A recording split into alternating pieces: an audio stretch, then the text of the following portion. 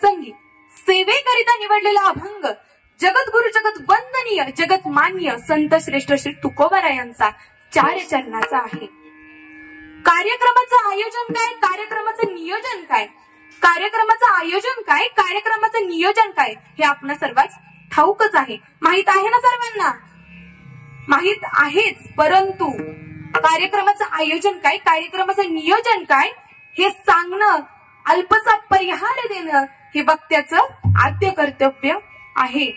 आज सुशीला कोंडिबा शेलार, कैलासवासी सुशीला कोंडिबा शेलार यांच्या प्रथम पुण्यस्मरणानिमित्त हा आपण सर्वजण जनसागर जमलेला आहोत।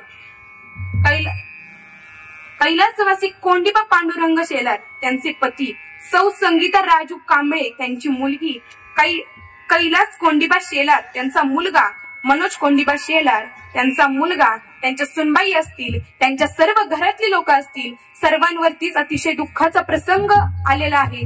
सगळ्यांच्या आईचं छत्र हरवलेलं आहे। परंतु जे व्यक्ती जन्माला आलेला आहे तो जाणार हे निश्चित आहे। नाशिवंत देह जाणारच कळ, कुणीही जास्त त्रास करून न घेता हे जन्म मरणाचं सत्य आहे, मरणाचं जन्माचं अंतिम सत्य हे मरणच आहे। त्यामुळं सर्वांनी कीर्तनामध्ये सर्वांनी लक्ष देऊन कीर्तन ऐकायचे आणि तुमचे सर्वांचे पुनश्च एकदा मनापासून खूप खूप आभार की माझ्यासारख्या अल्पज्ञानी मुलीला तुम्ही या कीर्तनाच्या गादीवरती उभी राहण्याची संधी दिलीत आणि तुमच्यामुळे मी आज इथे उभी आहे। तुमचे पुनश्च एकदा मनापासून खूप खूप आभार। माझे गुरुवर्य हरिभक्तपरायण स्वप्नील महाराज काळाने ते काही कारणास्तव इथे येऊ शकले नाहीत, परंतु त्यांचे देखील मनापासून खूप खूप आभार। आणि स्वतः उत्कृष्ट कीर्तनकार असताना देखील आपल्या शिष्याचं कीर्तन आहे, त्यामुळे वेळात वेळ काढून आलेल्या माझ्या भक्तिताई असतील, तुमचेही मनापासून खूप खूप आभार। सर्वांचेच मनापासून खूप खूप आभार। मृदुंगाचार्य दादा असतील, तुमचेही मनापासून खूप खूप आभार। गायनाचार्य दादा असतील, तुमचेही मनापासून खूप खूप आभार। तुम्ही श्रोतावर्ग आहात, तुमचेही मनापासून खूप खूप आभार। आणि कीर्तनाला सुरुवात करते। विठ्ठल विठ्ठल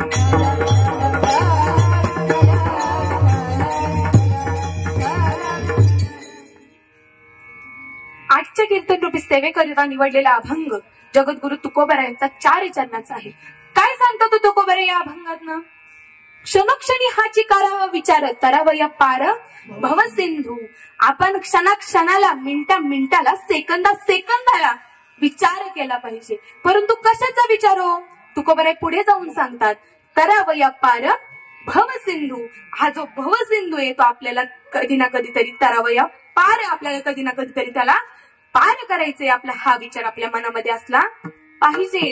नाशिवंत देह जाणार सकळ, आयुष्य खातो काळ सावधान। द्वितीय चरणामध्ये तुकोबाराय सांगतात, हा जो नाशवंत देह आहे तो कधी ना कधीतरी जाणार आहे, कधी ना कधीतरी त्याला जायचंय। भाड्याने घेतलेली आपली एखादी वस्तू जशी असते त्याप्रमाणे हे भाड्याने घेतलेलं आपलं जे शरीर आहे ते कधी ना कधीतरी जाणार आहे, ह्याचा सर्वांनी विचार करायचे आणि सर्वांनी काय व्हायचंय? सावध व्हायचंय। आणि सावध होऊन काय करायचंय?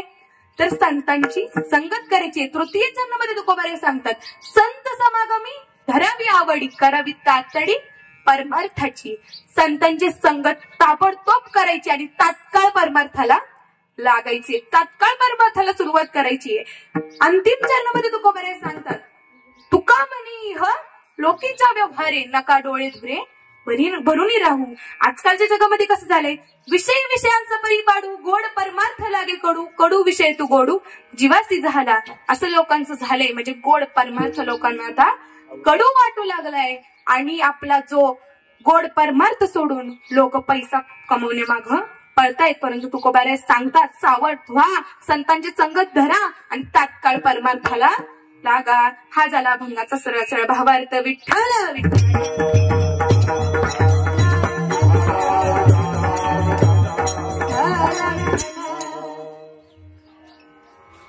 तर प्रथम चरणामध्ये तुकोबाराय सांगतात, क्षणोक्षणी हाची करावा विचार, तरावया पार भवसिंधू। आपण क्षणाक्षणाला विचार केला पाहिजे। आपण विचार करतो, परंतु आपल्या हिताचा करतो का हो? आपलं हित सोडून आपण सगळ्याचा विचार करतो। आता तुम्ही म्हणताल, महाराज आम्ही विचार करतो पैसा कमवण्याचा, पैसा तर आम्हाला लागतो, पैसा आपल्याला क्षणाक्षणाला लागत असतो, परंतु हे आपलं हित आहे का? हे काय झालं? टेम्पररी आनंद झाला, हा काय पैसा कमवणं, माझ्याकडे पैसा आला, मी श्रीमंत झालो, हा झाला टेम्पररी आनंद, हा झाला तात्पुरता आनंद. परंतु आपल्याला परमनंट आनंद पाहिजे, कायमचा आनंद हवा असेल तर आपल्याला परमार्थात गेलं पाहिजे. परमार्थासारखी गोडी आहे का? कुठेच गोडी नाही परमार्थासारखी. आपण क्षणाला विचार केला पाहिजे. आपल्याला कधीतरी जायचंय, त्यामुळे आपण विचार केला पाहिजे की आपण काय केलं पाहिजे. तुम्ही म्हणता महाराज तुम्ही आम्हाला सांगताय की परमार्थ करा, सगळं करा, परंतु आमच्याकडे तर 100 वर्षाचं आयुष्य आहे, आम्ही कधी देखील परमार्थ करू शकतो, आम्ही आमच्या वृद्धपणात परमार्थ करू, परंतु कधी उचकील आणि कधी जाईल सांगता येतंय का हो? सांगता येणार नाही. कधी माणूस जाईल सांगता येत नाही. आताच्या या जगामध्ये तर सगळीकडे सगळं जे प्रदूषण झाले, लोकांच्या मनातच प्रदूषण झाले. निसर्गाचं तर जाऊ द्याचो, माणसाचं मनच प्रदूषित झालेलं आहे आजकाल. परंतु आपलं मन आपण कसं साफ ठेवायचं ते आपल्याला ह्या अभंगातनं तुकोबारायांनी सांगितलंय. क्षणोक्षणी हाची करावं विचार. बघा, एक राजा होता. तो राजा, त्याला जास्तीत जास्त त्याचं लक्ष असायचं जलक्रीडा करण्यामध्ये, जास्तीत जास्त त्याचं लक्ष असायचं फक्त तात्पुरता आनंद घेण्यामध्ये त्याचं लक्ष असायचं. आणि एक दिवस तो असाच आपल्या दास्यांसोबत जलक्रीडा करायला निघालेला होता. आणि जलक्रीडा करायला जात असताना दरवाजात आलाच होता. इतक्यात त्याचे कुलगुरू त्या ठिकाणी आले. आता गुरु आले म्हणल्यावरती मनामध्ये नसताना देखील त्याला त्यांचा आदर करावा लागला, त्यांचा आदरातिथ्य करावं लागलं. गुरु आले, गुरूंना त्यांनी नमस्कार केला, गुरूंना आसनावरती बसवलं, गुरूंनी आसन ग्रहण केलं. आसन ग्रहण केल्यानंतर आता गुरूंना वाटलं की आता ह्यांनी आपला एवढा आदर केलाय, एवढं सगळं आपल्या आदरातिथ्य केलंय, तर आपण ह्याला काहीतरी दिलं पाहिजे. आता साधू संतांकडं, गुरूंकडं देण्यासाठी काय असतो? पैसा असतो का? बंगला असतो का? गाडी असते का? नाही. त्यांच्याकडे काय असतं? ज्ञानाचा सागर असतो. आणि तोच ज्ञानाचा सागर आता गुरूंनी त्या राजाला द्यायला सुरुवात केलेली आहे. गुरु सांगत असतात जन्म मरणाचं रहस्य काय आहे. विठ्ठल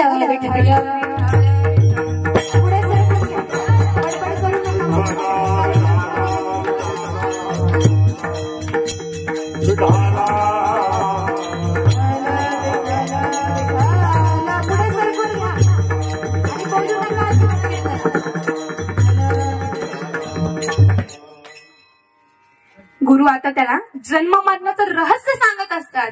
जन्म मरणाचं रहस्य सांगत असताना त्यांनी जन्म या शब्दाचा अर्थ त्या राजाला सांगत होते.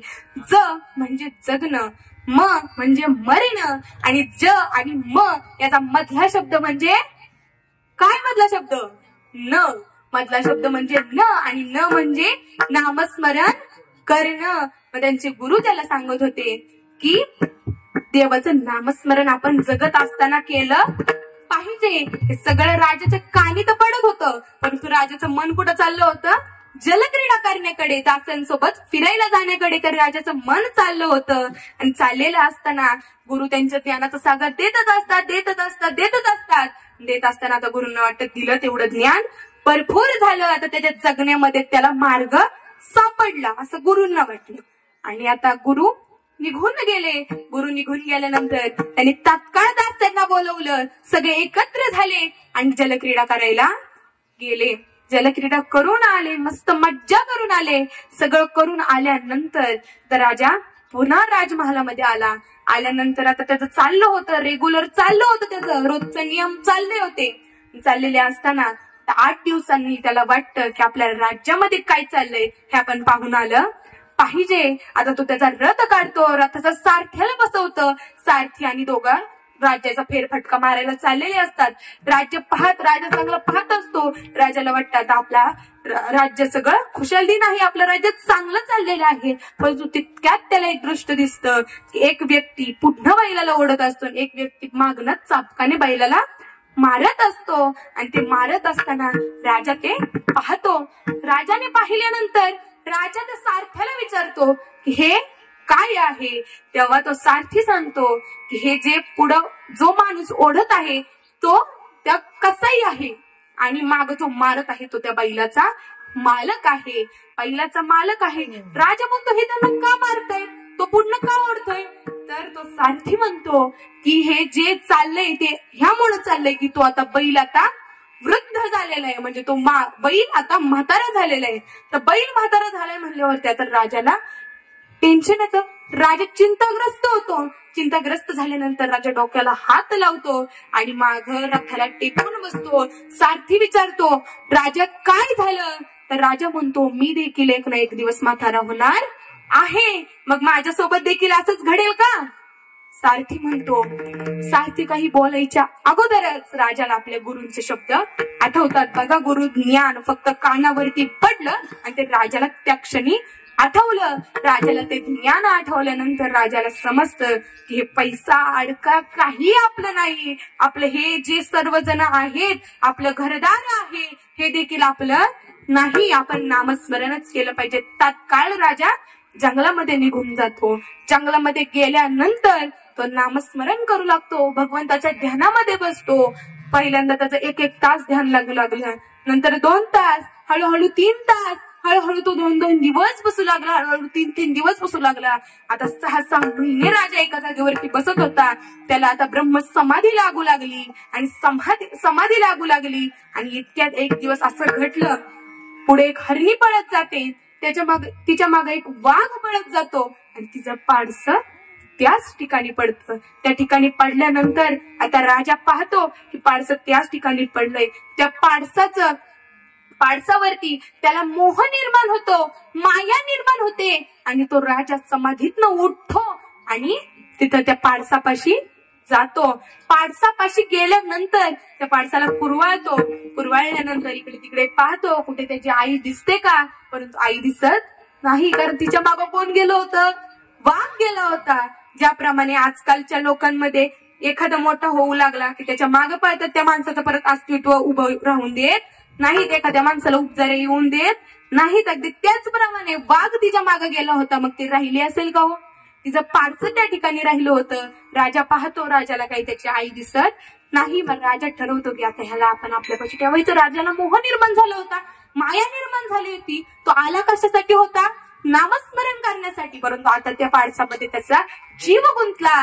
राजा आणि पाडस एकत्र झाले. ज्याप्रमाणे दुधामध्ये दूध ओतल्यानंतर दुधामध्ये मिसळून जावे, ज्याप्रमाणे पाण्यामध्ये पाणी ओतल्यानंतर पाण्यामध्ये मिसळून जावे, अगदी त्याचप्रमाणे राजा आणि पाडस एकत्र झाले. ते पाडस राजाच्या खांद्यावरती खेळू लागलं, खांद्यावरती खेळू लागलं. त्या दोघांचं आता एकत्र सगळं मिलन जमलं. आणि इतक्यात एक दिवस हरणांचा कळप चालला होता. त्या कळपामध्ये ते पाडस मिसळून गेलं. आता राजा आला कशासाठी होता? नामस्मरण करण्यासाठी. परंतु त्याचा जीव गुंतला तर त्या पाडसामध्ये. चढ भरत राजा हरे हरेरा, चढ भरत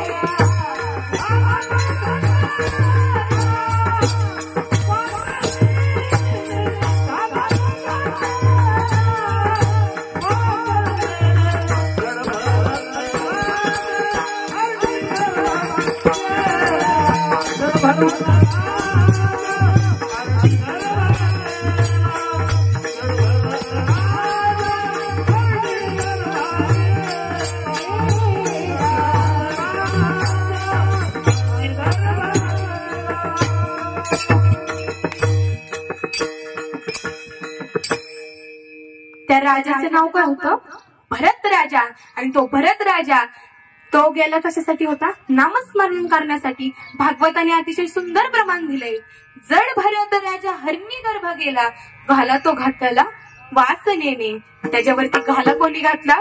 वासनेने. आपण नामस्मरण करायला तर सुरुवात करतो, परंतु ते मधीच विसरून जातो. आपल्याकडे काय येतं? संसाराचं ध्यान येतं. आपला संसार आपल्याला मध्येच आठवतो, नामस्मरण खंडित करतो.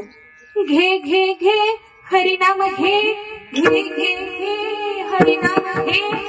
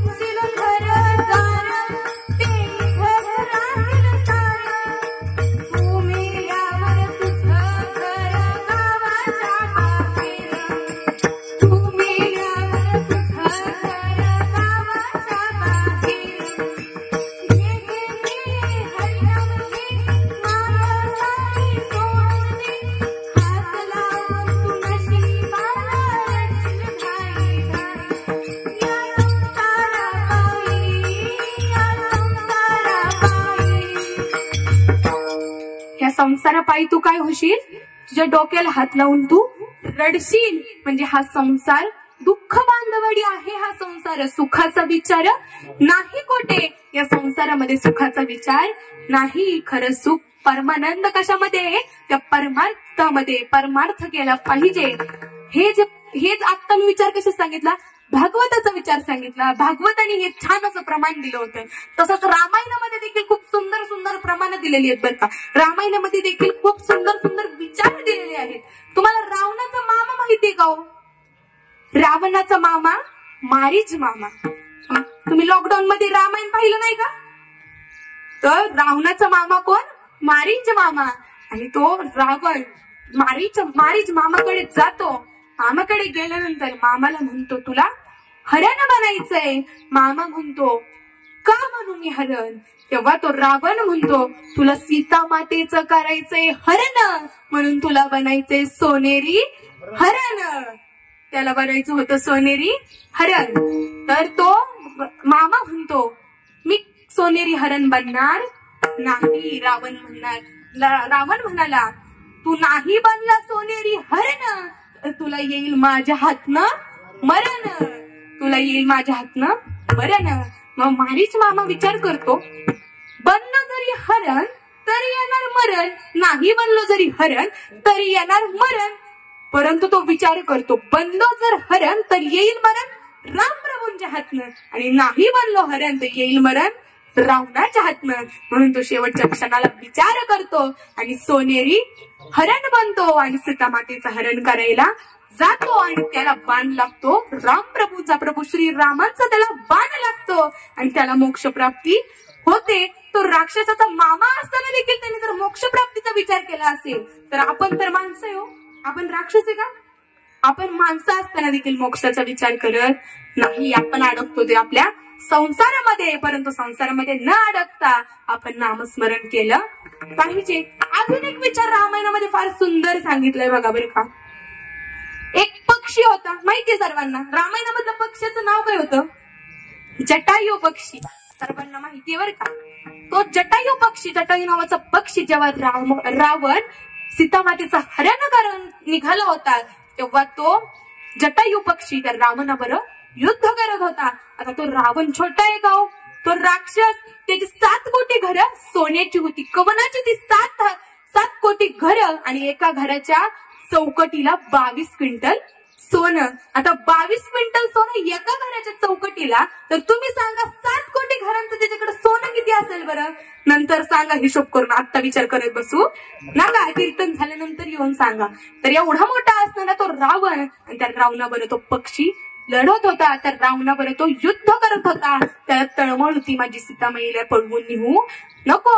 तर रावणाबरोबर युद्ध करत असताना आता रावणाने त्याचे पंख छाटले. आता त्याचं उडण्याचं सामर्थ्य संपलं होतं. अख्खं रक्त भंबाळ त्याचं ते सर्व शरीर झालेलं होतं. आणि आता तो शेवटच्या क्षणाला विचार करतो की आता आपण भगवंताचं नामस्मरण केलं पाहिजे. राजा राम राम राम सीता राम राम राजा राम राम सीता राम राम राजा राम राम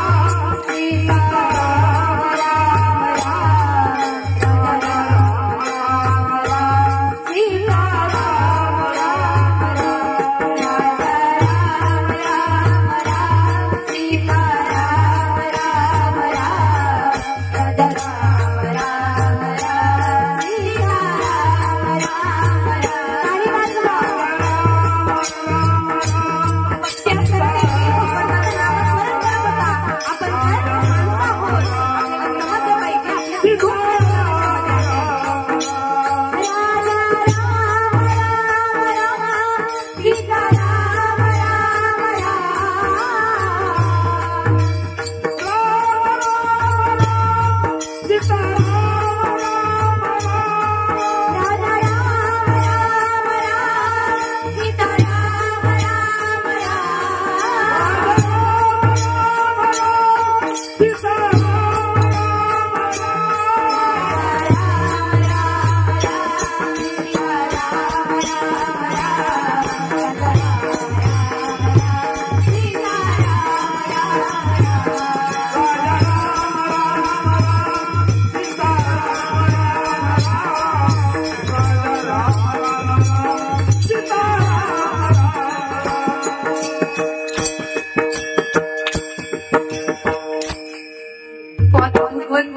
नामस्मरण करू लागला. त्याला समजलं की आपलं हित कशामध्ये आहे. तो शेवटच्या क्षणाला भगवंताचं नामस्मरण करू लागला. कामामध्ये काम काही म्हणा राम राम अशा प्रकारे तो भगवंताचं नामस्मरण करत होता.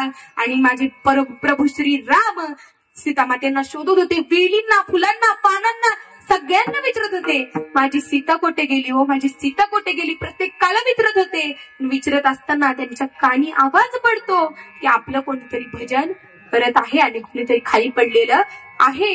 आता प्रभू श्रीराम देखील खाली बसतात. त्या पक्षाला मांडीवरती घेतात. घेतल्यानंतर त्याला विचारतात की तुझं हे हाल कोणी केलं, तुझी ही अवस्था कोणी केली. तेव्हा तो पक्षी सांगतो की माझी ही अवस्था कशामुळे झाली. तेव्हा प्रभू श्री राम म्हणतात की मी तुला नवीन पंख देतो. परंतु तो पक्षी म्हणतो माझ्याकडे उडण्याचं सामर्थ्य राहिलेलं नाही, मला ते सामर्थ्य मिळवायचं देखील नाही, मला नवीन पंख देखील नकोय. फक्त तुम्ही एवढं करा की ते तीर्थ घ्या आणि थोडस माझ्या मुखामध्ये सोडा आणि मला मुक्ती प्राप्त करून द्या, मला मोक्ष प्राप्त करून द्या. आणि भगवंताने ते तीर्थ घेतलं, त्या पक्षाच्या मुखामध्ये सोडलं आणि त्याला मोक्ष प्राप्ती झाली. तो पक्षी असताना देखील जर त्याला मोक्ष प्राप्त होऊ शकतो, जर तो आपल्या हिताचा विचार करू शकतो, तर आपण माणसं आहोत. आपल्याकडे पक्ष्यांपेक्षा कितीतरी पट जास्त बुद्धी आहे. परंतु बुद्धीचा आपण वापर योग्य करण्याच्या ऐवजी अयोग्य पद्धतीने करतोय. आपण पैसा कमवण्यामध्ये जास्त लक्ष देतोय, आपण बंगला गाडी घेण्यामध्ये लक्ष देतोय. परंतु हे सगळं काय व्यर्थ आहे. आपण मेल्यानंतर ह्या गोष्टी आपल्या सोबत येत नाहीत. आपल्या सोबत येतं ते फक्त भगवंताचं केलेलं नामस्मरण. वरती गेल्यानंतर जेव्हा आपण तिथं उभा असतो, त्या ह्याच्यामध्ये उभे असतो, त्या दरबारामध्ये उभे असतो, तेव्हा आपल्याला एकच प्रश्न विचारला जातो. ह्या विचारत नाहीत की ह्याच्या स्टेट बँकेमध्ये किती बॅलन्स आहे बघा, हे विचारत नाहीत. ह्याने किती चांगले कर्म केले ते पहा, ह्याने किती लोकांची मन दुखवली ते पहा, ह्याने किती पैसा कमवला हे पहा म्हणत नाहीत. त्यामुळे भगवंताचं नामस्मरण करा, नामस्मरण करा. क्षणाक्षणाला हाच विचार करा की आपण काय केलं पाहिजे. भगवंताचं नामस्मरण हेच अभंगाचे प्रथम चरण.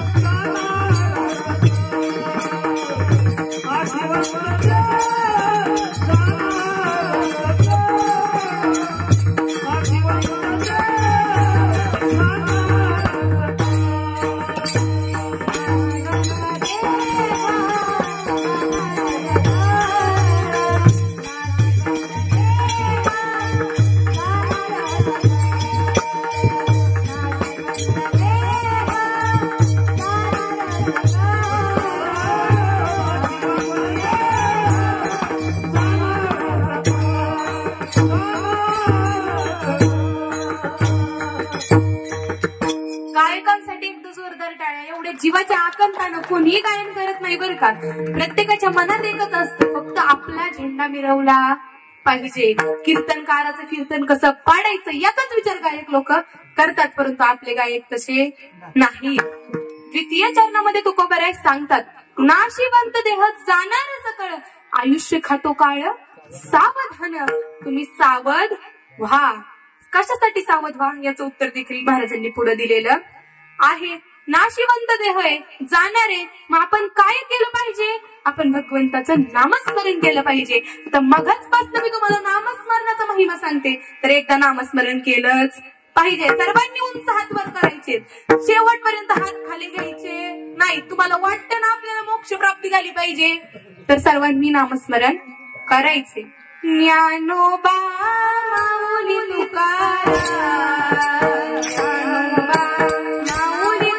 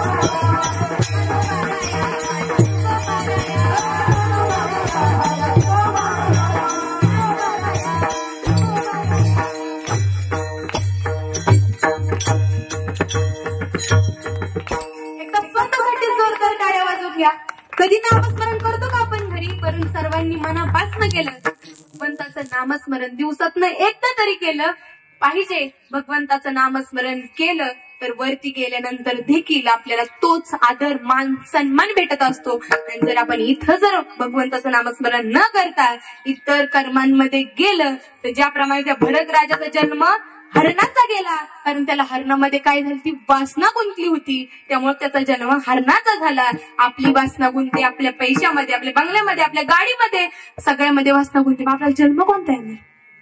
त्यामुळं भगवंताचं नामस्मरण करा. अंतक्षणी आपल्याला भगवंताचं नामस्मरण आपल्या मुखामध्ये आलं पाहिजे. ते कधी येणार हो?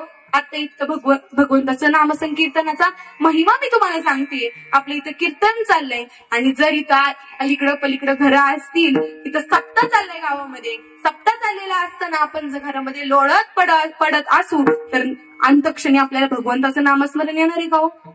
त्यामुळे आपण आतापासूनच भगवंताचं नामस्मरण केलं पाहिजे. त्या भगवंताशी आपली नाळ जोडली पाहिजे. ती आपली माय आहे, ती आपल्याला तारणारी, सगळं करणारी तीच आहे.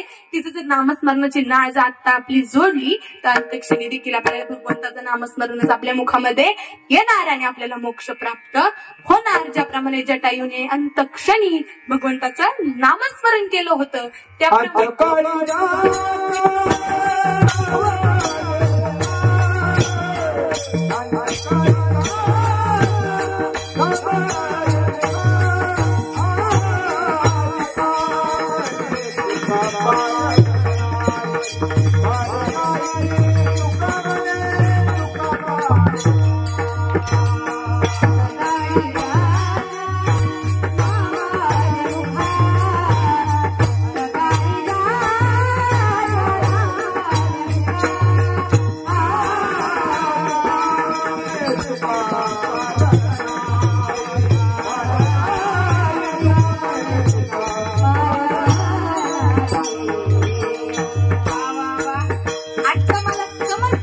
गायक आपल्या कीर्तनाशी एकरूप झालेले आहेत, नाहीतर काही काही मोबाईल वाद बसतात, कीर्तनामध्ये एकरूप होत नाहीत. मला आता समजलं की मी तुम्हाला समजण्यासारखं बोलत आहे.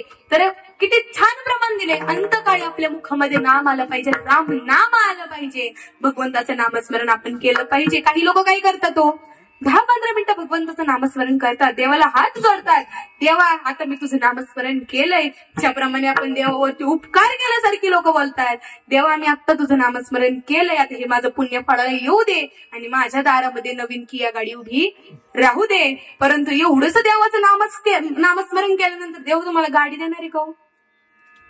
मनी नाही भाव म्हणे देवा मला पाव, मनी नाही भाव म्हणे देवा मला पाव, देव कशाला भेटायचा नाही रे, देव बाजारचा भाजीपाला नाही रे, देव बाजारचा भाजीपाला नाही रे, देवाचं देवत्व आहे ठाई ठाई, देवाचं देवत्व आहे ठाई ठाई, अहंकार गेल्या विना अनुभव नाही, अहंकार गेल्या विना अनुभव नाही, तुकड्याला म्हणे ऐका ही काही, तुकड्याला म्हणे ऐका ही काही, देव अशानं भेटायचा नाही, देव बाजारचा भाजीपाला नाही रे, देव बाजारचा भाजीपाला नाही, देव बाजारचा भाजीपाला नाही. आपला जर अहंकार गेला तर अहंकार गेल्यानंतर आपल्याला देवाचं देवत्व ठाई ठाई दिसू लागतं. जिथं तिथं रूप तुझं दिसू लागलं, तिथं तिथं रूप तुझं दिसू लागलं, देव तुझ्या नामाचं याड लागलं, देव तुझ्या नामाचं याड लागलं, याड लागलं, याड लागलं, याड लागलं, देव तुझ्या नामाचं याड लागलं, देव तुझ्या नामाचं याड लागलं. अशा प्रमाणे आपल्याला भगवंताच्या नामस्मरणाचं वेड लागलं पाहिजे. आपला हा जो देह आहे तो एक ना एक दिवस तरी जाणार आहे. हेच अभंगाचं द्वितीय चरण. नाशिवंता देहा, नाशिवंता देहा,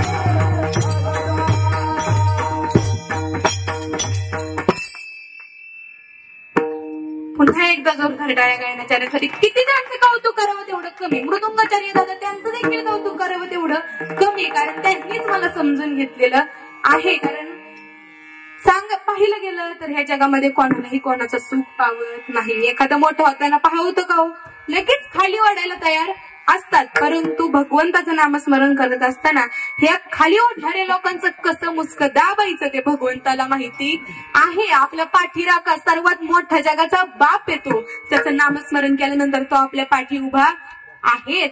त्यामुळे भगवंताचं नामस्मरण करा. तृतीय चरणामध्ये तुकोबाराय सांगतात, संत समागमी धरावी आवडी करावी तातडी परमार्थाची. आता माझा वेळ संपत चाललाय. धावते ओघामध्ये तुम्हाला तृतीय चरणाचा अर्थ मी सांगून जाणार आहे.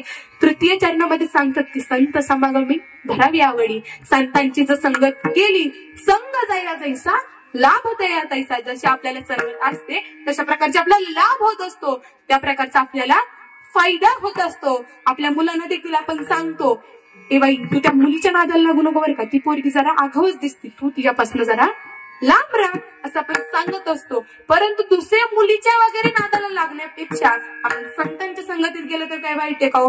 माळकरी आहेत, माळकऱ्यांच्या संगतीत आजकालच्या दुनियामध्ये संत भेटणं जरा अवघडच आहे. संत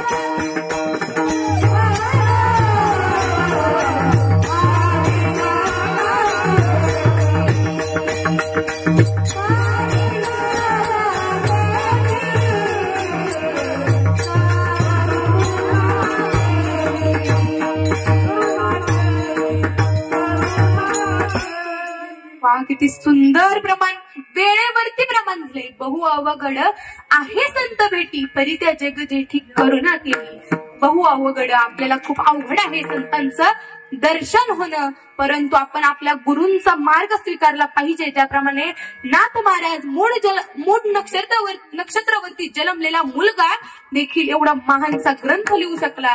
ते म्हणजे काय, तर त्यांच्या गुरूंची कृपा. जनार्दन स्वामींची त्यांच्यावरती कृपा झाली आणि त्यांनी एकनाथी भागवत सारखा महान ग्रंथ लिहिला. ज्याप्रमाणे पुरणपोळ्यासारखा शिष्य, ज्याला पुरणपोळ्याच खायला आवडत होत्या, त्याला दुसरं काहीही आवडत नव्हतं, त्यांनी नाथ महाराजांच्या संगतीमध्ये जाऊन भावार्थ रामायण सारखा महान ग्रंथ लिहिला. ज्ञानेश्वर माऊलींनी आपल्या मोठ्या भावालाच गुरु मानून त्यांच्या उपदेशानुसार ज्ञानेश्वरी सारखा महान ग्रंथ लिहिला. हे का झालं, तर आपल्या गुरूंची कृपा. गुरु हा संत कोळीचा राजा, गुरुच आपला संत आहेत. गुरु हा संत कोळीचा राजा, गुरु हा प्राण विसावा माझा. गुरुने दिला ज्ञानरूपी वसा, आम्ही चालू हा पुढे वारसा. असे आपले गुरु असतात. गुरूंचा वारसा त्यांच्या शिष्याच पुढे चालवतात. परंतु आता गुरु शिष्याचं नातच संपत चाललंय. आपले पहिले गुरु असतात ते आपले आई वडील.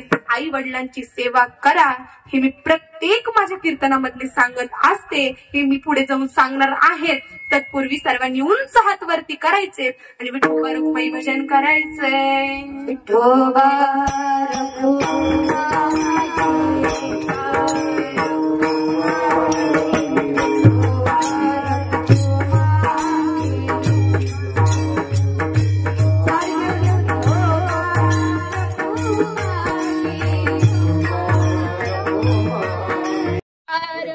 करवया पार भव नाशिवंत देह जाणार सकळ आयुष्य खातो काळ सावधान.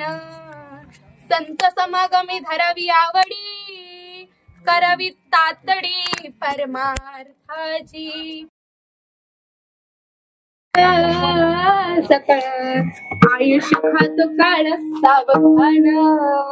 तुका म्हणे इहलोकीच्या व्यवहारे, तुका म्हणे इहलोकीच्या व्यवहारे, नका डोळे धुरे भरून राहू नाशिवंत देह जाणार सकळ आयुष्य खातो काळ सावधान. विठ्ठल विठ्ठल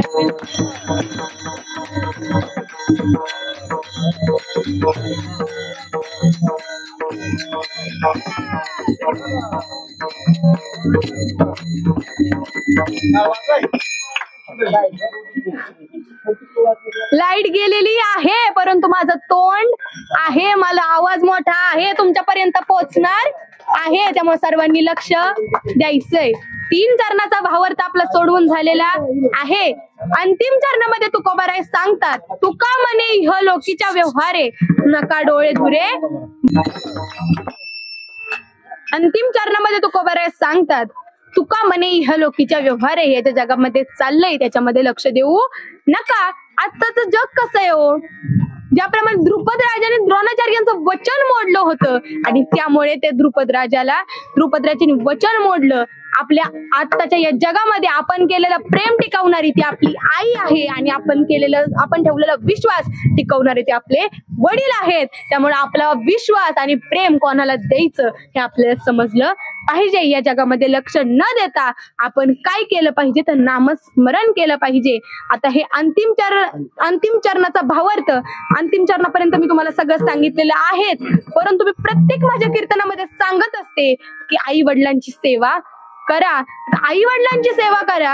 आजकालचे लोक काय म्हणतात की माझी आई आता म्हातारी झाली, माझे बाबा आता म्हातारे झाले, ते मला आता उपयोगाचे नाहीत. अहो, परंतु लहानपणापासून ज्यांनी आपल्याला लहानाचं मोठं केलं, ज्यांनी आपली बाळोती बदलली, ज्यांनी आपल्या डोळ्यामध्ये काजळ घातलं, ज्यांनी आपल्याला बोटाला धरून चालायला शिकवलं, ते आई वडील आता म्हातारे झाले म्हणून त्यांना सोडून द्यायचं का हो? त्यांचे उपकार आपण विसरायचे का? परंतु लोक आता विसरतात.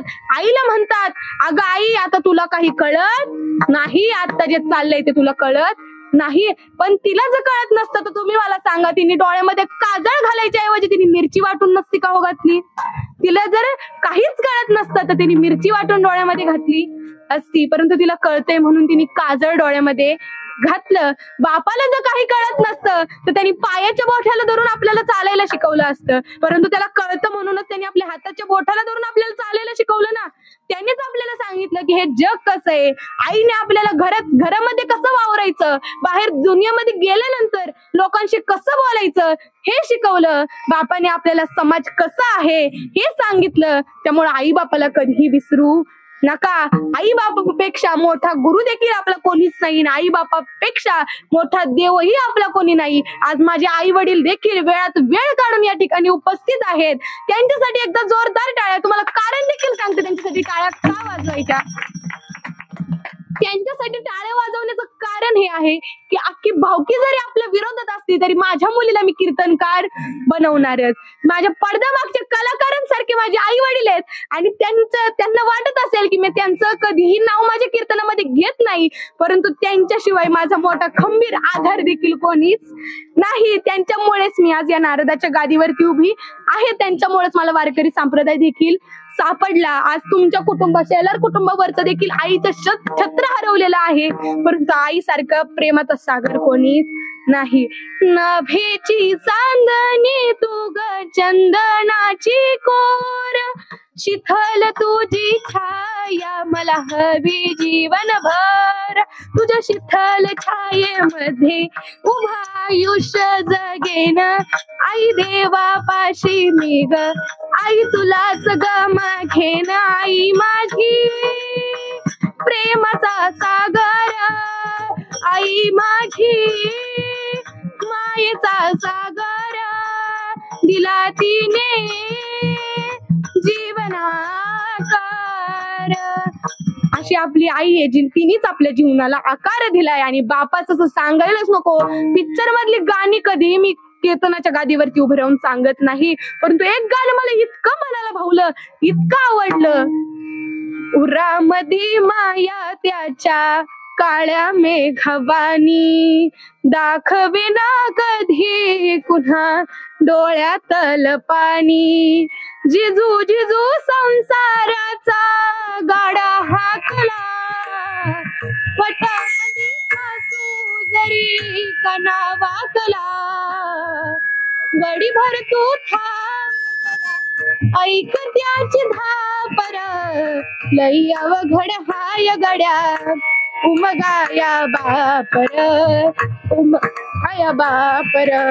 आपला बाप आपल्याला उमगायला फार अवघड आहे. आपले आई वडील म्हणजे आपला खंबीर आधार आहे. एकदा का ते गेले, ते म्हणतात ना,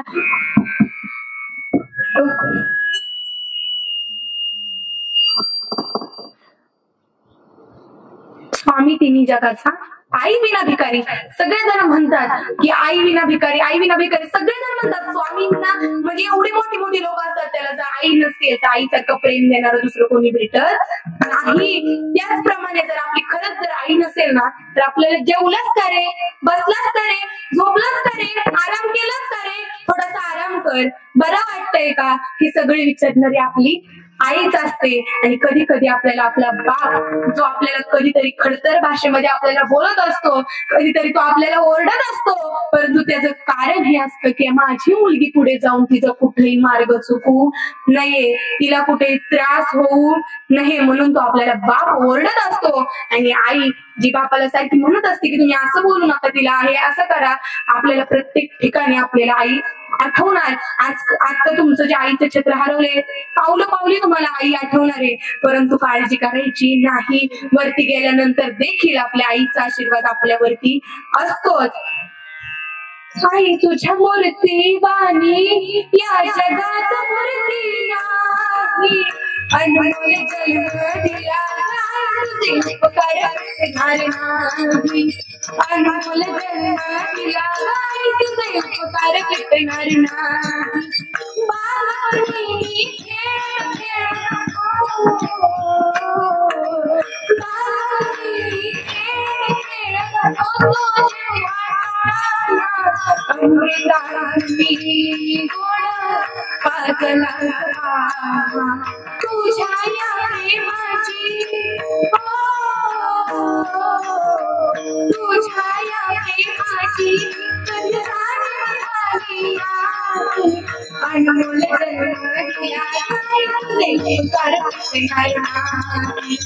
अनमोल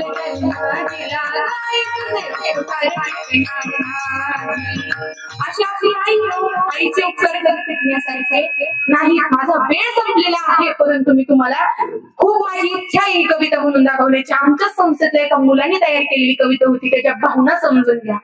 त्रास देणार नाही गाई तुला, त्रास देणार नाही गाई तुला, मार तू हान तुम्ही तुझा लाडका, आई चेहरा तुझा विठ्ठला सारखा, आई चेहरा तुझा विठ्ठला सारखा, तुझ्या प्रेमात पडतो सारखा सारखा, तुझ्या प्रेमात पडतो सारखा सारखा, आई चेहरा तुझा विठ्ठला सारखा, आई चेहरा तुझा विठ्ठला सारखा.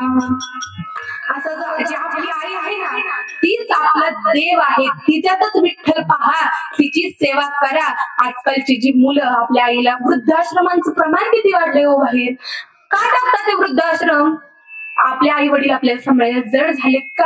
अहो, ज्या आई वडिलांनी आपल्याला लहानाचं मोठं केलं, मोठं झाल्यानंतर एखादी बाहेरची परत स्त्रीवरती आपलं प्रेम होतं, त्या मुलीवरती आपलं प्रेम झाल्यानंतर त्या मुलीला आपण घरात घेऊन येतो आणि घरात आल्यानंतर ती मुलगी म्हणते, तुमच्या आई वडिलांमुळे मला ऑकवर्ड वाटतंय, तुमच्या आई वडिलांमुळं मला घरामध्ये थांबावंसं वाटत नाही, मला त्यांच्यामुळे जरा घरामध्ये विचित्र वाटतंय, त्यांना तुम्ही त्यांची काहीतरी बाहेर सोय करा. परंतु मुलाला सांगता आलं पाहिजे की बाई तू आता आली, परंतु लहानाचं मोठं मला माझ्या आई वडिलांनीच केलेलं आहे.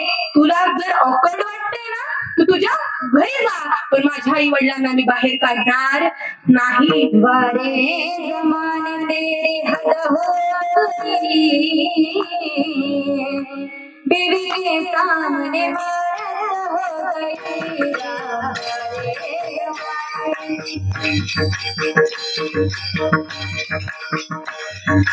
बारे जमाने बीवी के सामने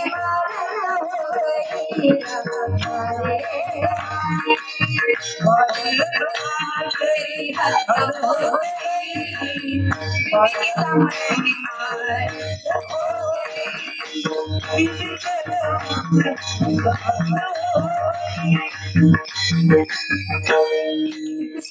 सुंदर प्रमाणे वारे जमाने तेरी हद हो गई, माँ बीबी के सामने माँ रद्द हो गई. मी म्हणणार होते माँ के सामने बीबी रद्द हो गई, परंतु तसं राहिलेलं नाही. परंतु आई वडिलांचं देखील कुठेतरी चुकतंय बरं का. त्यांच्याकडे माझी एक कंप्लेंट आहे, आपण लहानपणापासून जो मुलांचा लाड करतो ना, मला सायकल पाहिजे म्हणलं की त्याच्यात लगेच समोर सायकल उभं करतो ना, तसं करू नका. खिशात पैसे जरी असले ना तरी म्हणायचं बाळा 2 दिवस थांब, मी जरा आता कामावरती जाणारच आहे, मालकाला जरा विनंती करतो, मी जरा जास्त काम करतो, पैसे आणतो आणि मग तुला सायकल घेऊन देतो. त्यांना जरा परिस्थितीची जाणीव करून द्या. परिस्थितीची जर जाणीव असेल तर अंतक्षणी ते आपल्याला असा त्रास देणार नाही, ते आपल्याला घराबाहेर काढणार नाही, कारण त्यांना माहितीये की आपल्या आई वडिलांनी आपल्यासाठी किती कष्ट केलेले आहेत. आणि जी मुलं आई वडिलांना उलट बोलतात, अगदी मी सुद्धा, जी मुलं आई वडिलांना उलट बोलतात त्यांनी जरा विचार करा. सगळ्यांचं सारखं नसतं बरं का. काहींचा स्वभाव असतो चिडका, काही रडके असतात, त्यांना राग येतो लगेच बोलल्यानंतर, परंतु स्वतःला थोडं नियंत्रित करायचं. कारण त्या आई वडिलांसमोर बोलताना जरा आपल्या जिभेला आळा घालायचा, कारण त्यांना देखील वाईट वाटतं, त्यांचं देखील मन आहे. आपण जेव्हा त्यांना बोलतो तेव्हा त्यांना काय वाटणार, मी ज्या बाळाला लहानाचं मोठं केलं तोच आता मला असा त्रास देतोय तोच मला आता असं उलट बोलतोय, परंतु आपण उलट न बोलता आता इथं मुलं नाहीयेत, परंतु तुम्ही घरी जाऊन सांगायचं. आणि आता हे कॅमेरामॅन दादा आहेत, त्यांच्यामुळे आपलं सर्व कीर्तन रेकॉर्ड झालेलं आहे.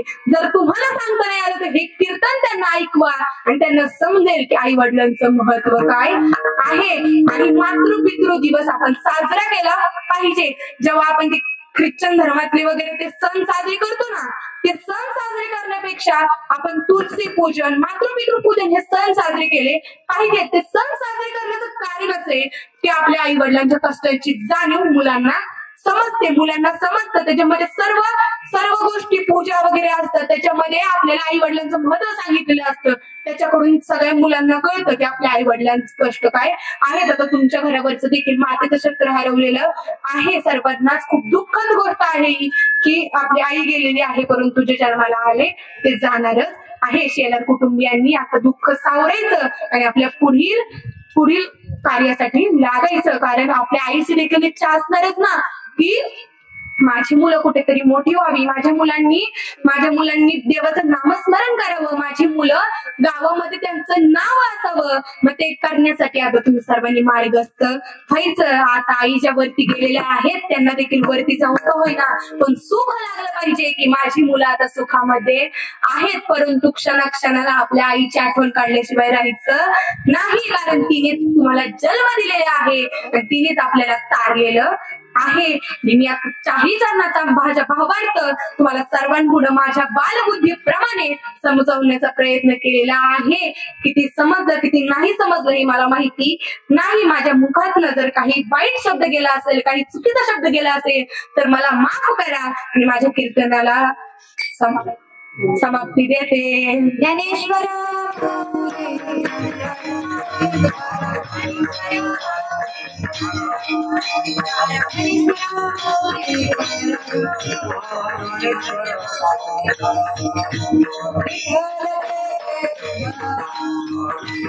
Thank